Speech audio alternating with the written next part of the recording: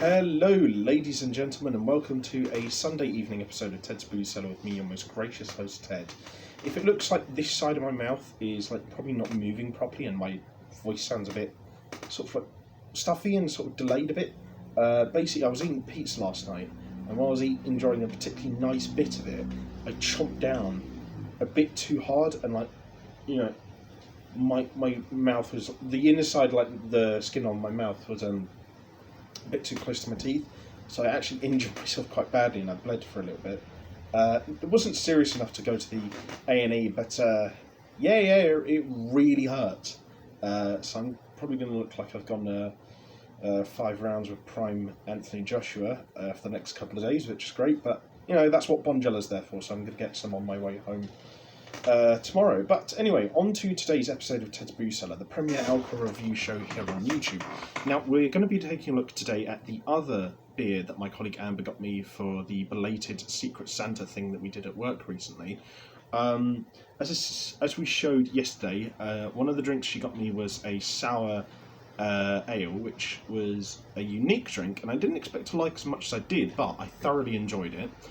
She also got me some Lindt chocolate, and then on top of that, she got me a drink from another brewery we've reviewed from before, which is Unbarred. And this is their mini Bueno Shake, which is a chocolate and hazelnut milk stout. Now, the problem I have with milk stouts in the past, particularly craft ones, is that they've tried to combine too many flavours, or at least flavours that don't initially meld together as well as you think they would. I think chocolate and hazelnut is such a reliable and sort of consistently enjoyable combination in many different foods and drinks that I've had, that even if this isn't as good as the beer from yesterday, it's still going to be very enjoyable. So I've got high hopes for this, and Unbarred in the past have generally been pretty consistently good.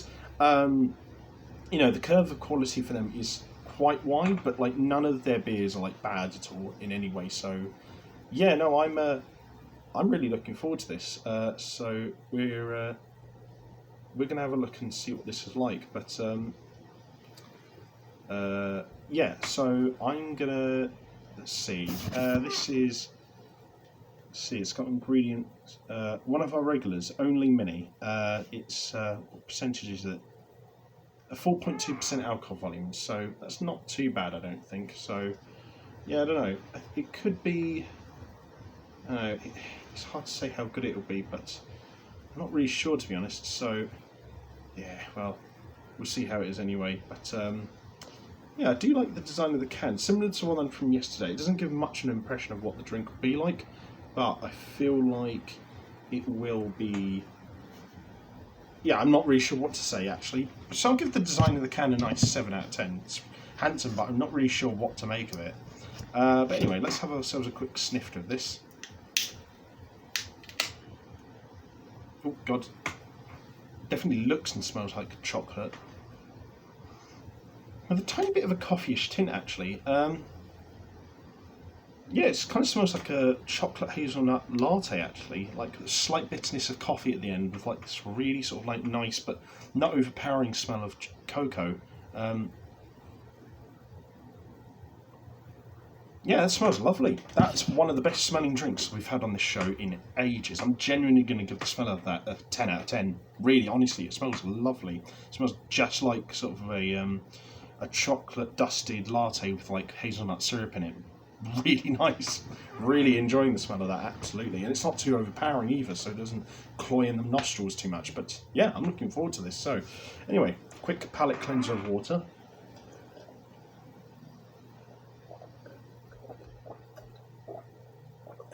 And then on to seeing what this sucker tastes like. So, to everyone at home, bottoms up, and I hope you have a good week ahead.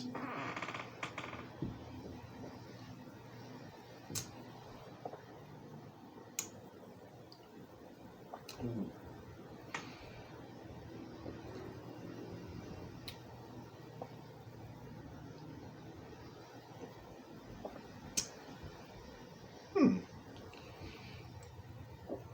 Okay, so I'm getting a bit of cocoa there, but it's not really too much of it.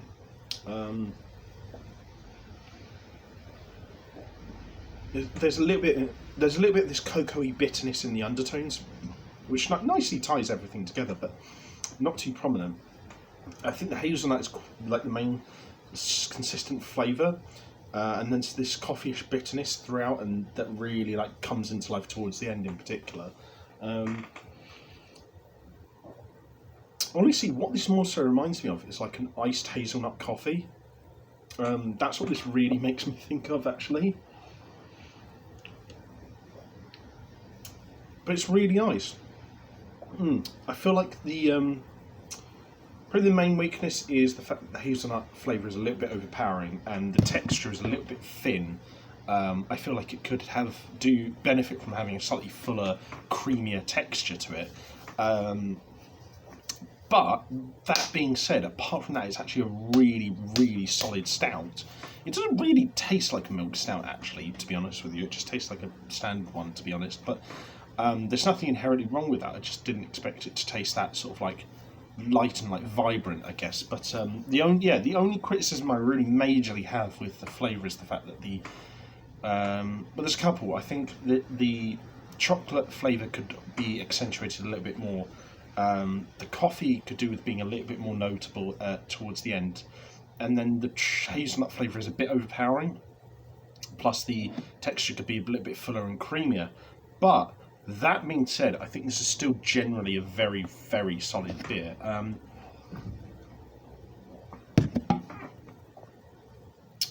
I think I'll give it an 8.5. I think I enjoyed the one from yesterday a little bit more. But I think this just about ekes into the elite level beer. This is genuinely one of the nicest like craft milk stouts I've had in years. Honestly, it's really, really nice. It's like the consistency of the flavours, even though I think it could do with a bit more balancing, it's generally very consistent throughout and it's very enjoyable. It's a smooth enough texture that you get a nice enough drinking experience out of it that you can really digest and think about the flavour. And despite my misgivings about the flavour and the texture, it is generally an enjoyable beer. You are getting what you get, for the most part, what it says on the tin, so I can't really complain about that. So yeah, good solid 8.5 out of 10. Very, very well enjoyed, and I would honestly recommend. So yeah, nice one.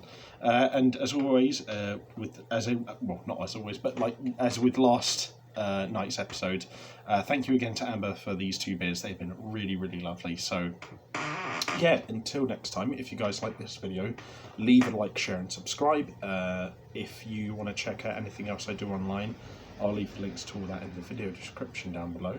And if you want to suggest any ideas or have any agreements or disagreements with this video, leave those ideas and all that sort of thing in the comment section down below. But until next time, have fun, stay safe with whatever you're doing, don't do anything I wouldn't do, wash your hands, drink responsibly, no limits, and I'll see you guys at the bar next time on Ted's Booze Cellar. Bye bye for now.